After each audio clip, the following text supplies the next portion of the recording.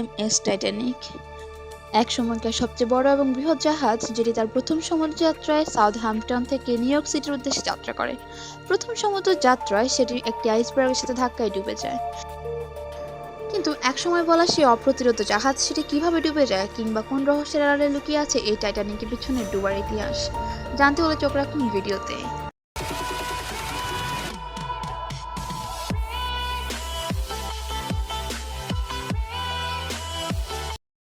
সময়টা 1912 সালের 14 এপ্রিলের শীতল আর চাঁদহীন এক রাত।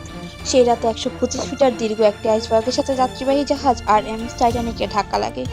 যুক্তরাষ্ট্রের উদ্দেশ্যে ইংল্যান্ডের সাউদাম্পটন থেকে ছেড়ে জাহাজটি সেটি ছিল প্রথম সমুদ্রযাত্রা। সংঘর্ষে 3 ঘন্টার মধ্যে জাহাজটি ডুবে যায়। 1500 এর বেশি যাত্রী এবং জাহাজের ক্রু ওই ঘটনায় প্রাণ হারায়। টাইটানিকের ধ্বংসাবশেষ বর্তমানে কানাডার নিউফাউন্ডল্যান্ড উপকূল থেকে প্রায় 400 মাইল দক্ষিণ পূর্বে এক জায়গায় রয়েছে। এখানে সাগর গভীরতা প্রায় 3.8 কিলোমিটার, যেটা ফুটের হিসেবে দাঁড়ালে 12,500 ফুট। কিন্তু ডুবার এতদিন পরও সেই রহস্য উন্মোচন হয়নি। টাইটানিক কিভাবে ডুবলো তা নিয়ে ইতিমধ্যে হয়েছে অসংখ্য চুলচেরা বিশ্লেষণ। অনেকেই বলেন ঈশ্বরের অভিশাপে এটি ডুবেছে, আবার কেউ কেউ বলেন প্রাকৃতিক গোলযোগের কারণে বরফের পাহাড়ে ধাক্কাতে সেটি বিপর্যস্ত হয়। তবে এ নিয়ে বিজ্ঞানীদের মধ্যে ভিন্নমত রয়েছে। কিছু কিছু গবেষক বিশ্বাস করেন শুধু একটি বড় আইসবার্গ দৈত্যাকৃতি জাহাজে ডুবে যাওয়ার কারণ হতে পারে না। নৈপথ্যে রয়েছে এক রহস্যময় ইতিহাস যা এখনো সবার কাছে অজানা। আর তার মাঝে আজকে আমি আলোচনা করব সবচেয়ে আলোচিত দুটি তথ্য, যে তথ্যগুলো সম্পর্কে অনেকে ধারণা পোষণ করেছেন যে এগুলো হয়তোবা সঠিক কারণ হতে পারে। প্রথমে যে চাঞ্চল্যকর এবং অদ্ভুত ব্যাপার সেটি হচ্ছে অভিশপ্ত মমি।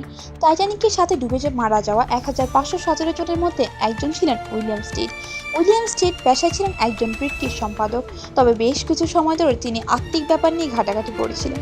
এই স্টিডই প্রথম দাবি করেন যে একটি অভিশপ্ত মমির কারণে এই টাইটানিক ডুবে যেতে পারে, এবং কয়েকজন অভিশপ্ত মমির গল্প করেন টাইটানিকের কয়েকজন যাত্রীর কাছে। টাইটানিক ডুবে যাওয়ার কিছুদিন পর ওয়াশিংটন পোস্ট এই মমি এবং উইলিয়াম স্টিডকে নিয়ে একটি শিরোনাম প্রকাশ করেন। তখন ব্যাপারটি নিয়ে বেশ হইচই হয়ে যায়। তবে চাক্ষুষ কোনো প্রমাণ কিংবা প্রত্যক্ষদর্শী না থাকায় এই আলোচনাটা কিংবা এই আলোচিত মতবাদটি গৃহীত হয়নি, কিন্তু এখন এই মতবাদটি মানুষ বিশ্বাস করে আসছে। দ্বিতীয় যে মতবাদটি সেটা হচ্ছে এক ধরনের তত্ত্ব, যে তত্ত্বের নাম নো পপ তত্ত্ব। পোপকে অসম্মান করা নিয়ে আরও একটি তত্ত্ব বেশ জনপ্রিয় হয়ে ওঠে, যার নাম বলছিলাম। টাইটানিক জাহাজটি তৈরি করা হয় হোয়াইট স্টার লাইন শিপ কোম্পানির তত্ত্বাবধানে। মূল কাঠামো বানানো হয় বেলফাস্টে অবস্থিত হারল্যান্ড অ্যান্ড উডস কোম্পানিতে। অনেকের মতে জাহাজটি তৈরি করার সময় এর নাম্বার ছিল 390904। আয়নার সামনে যদি এই নাম্বারটিকে দেখা হয় তাহলে এটার অর্থ দাঁড়ায় নো পোপ, অর্থাৎ কারখানার ক্যাথলিক কর্মীরাই এই কাজটি করেছে বলে সবার ধারণা। আর অনেকে মনে করেন এই জন্য টাইটানিকের মতো অপ্রতিরোধ জাহাজের দুর্ভাগ্য নেমে এসেছে। যদিও এই তত্ত্বের কোনো সঠিক প্রমাণ নেই, টাইটানিকের ইতিহাস নিয়ে লেখা ওয়াল্টার ডল লিখেছিলেন নো পপ তত্ত্বটি 1950 সালের দিকে আবির্ভূত হয়। আয়ারল্যান্ডের কিছু মানুষ প্রথমে ষড়যন্ত্র তত্ত্বটি আবিষ্কার করেন। আবার তাছাড়াও কিছু মানুষ মনে করেন সেদিন টাইটানিকের দায়িত্বে থাকা ক্যাপ্টেনদের গাফিলতির কারণেই নাকি হয়েছিল টাইটানিকের দুর্ঘটনা।